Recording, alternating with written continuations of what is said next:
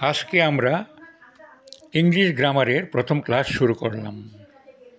প্রথমে আমরা যে বিষয়টি নিয়ে আলোচনা করব তা হচ্ছে আলফাবেট। আলফাবেট মানে বর্ণমালা।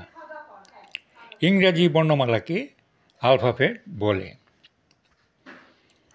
ইংরেজি বর্ণমালায় মোট ২৬টি লেটার বা বর্ণ আছে, যথা A, B, C, D, E, F, G, H, I, J, K, L, M, N, O, P, Q, R, S, T, U, V, W, X, Y, Z.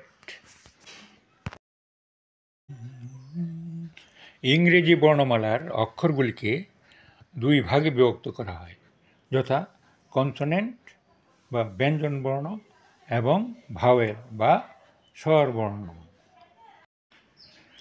B, C, D, F, G, H, J, K, L, M, N, P, Q, R, S, T, V, W, X, Y, Z এই ২১টি অক্ষরকে consonant বলা হয়।